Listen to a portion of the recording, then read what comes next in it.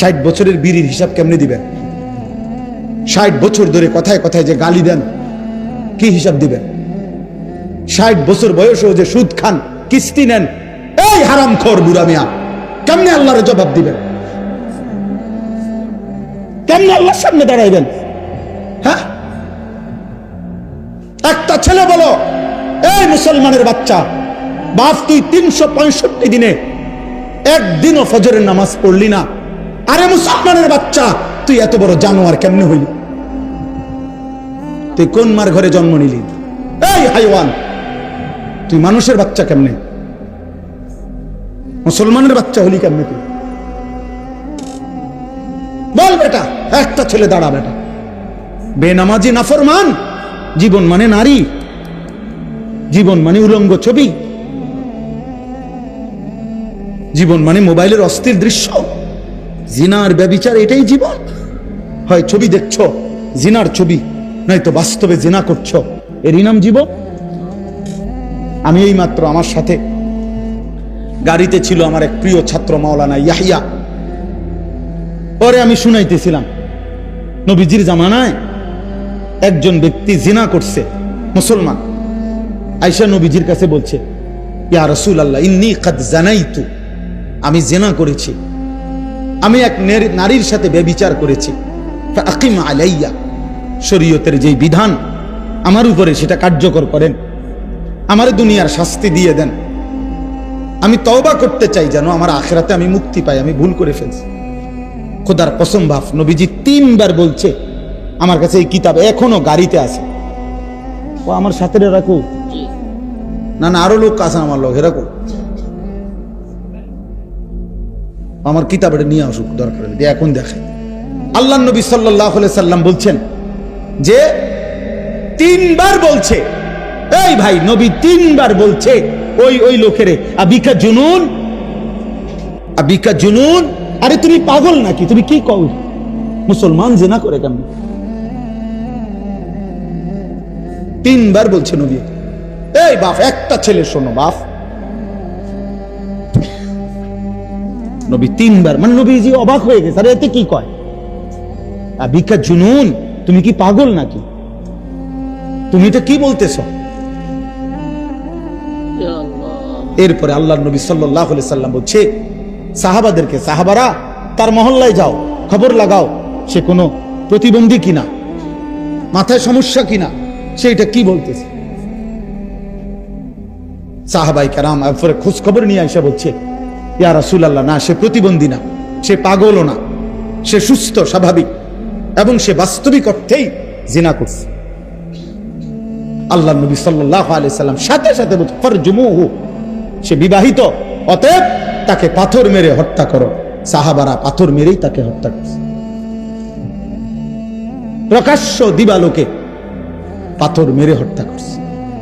আজ যদি ইসলামী হুকুমত থাকতো, আজ যদি মুসলিম খলিফা থাকতো, তো কি হতো? বলো যুবক, বলো নওজোয়ান, দিন নাই রাত নাই, কে তোমার মা, কে তোমার বাবা, কে তোমার আল্লাহ, কে তোমার নবী, কিছুই জানো না। জীবন মানে মোবাইল, জীবন মানে নারী, ছবি, জিনা, ব্যভিচারের দৃশ্য। কোন নারী দেখো, সে তো কারো বোন, সে তো কারো মা, সে তো কারো স্ত্রী। হাদিসের মধ্যে প্রসিদ্ধ ঘটনা আছে, সব আলেমরা জানে এটা। এক যুবক নবীজির কাছে আইসা বলছিল, ইজান লি বিজিনা, ইয়া রাসূলুল্লাহ, আমাকে জিনার অনুমতি দেন, আমি ব্যভিচার করতে চাই। মুসলমান, হাদিসে আছে সাহাবারা চিৎকার দিয়ে উঠছে, ফাজাজারুহু, সাহাবীরা তাকে ধমক দিল, ওয়া ক্বালু মাহমা, সাহাবীরা তাকে বলল, এই রাখো রাখো রাখো, আরে বেটা, ইন্না লিল্লাহ, কি কও তুমি এটা নবীর সামনে, জিনা করতে চাচ্ছ? নবীজি সাল্লাল্লাহু আলাইহি সাল্লাম সাহাবাদেরকে বললেন, রাখো তোমরা, থামো, ওরে আমার কাছে আসতে দাও। ওই যুবককে আল্লাহর নবী কাছে নিয়ে আসছে। আয়েশা নবীজি বললেন, আতুহিব্বুহু লিউম্মিক, এই একটা একটা করে শোনো, আমার বাপ একজনই শোনো। যুবক, তুমি যদি একজন কলিজার মধ্যে কোনো অনুভূতি আসে, খোদার কসম আমি শুধু তোমার জন্যই বলছি, তোমার জন্যই আসছি, আমি আগেও বলছি না, আমি তো ভোটে দাঁড়াইছি না। মানুষ কম হইলেও আমার সমস্যা নেই, বেশি হইলেও আমার সমস্যা নেই। আমি জনপ্রিয়তা দিয়ে ঘাস কাটুন, আমি জনপ্রিয়তা দিয়ে করবো কি তা? সবাই চিনলেই আমার কি, না চিনলেই আমার সমস্যা কি? কত মানুষকে কতজন চেনে না, তো কি হয়েছে?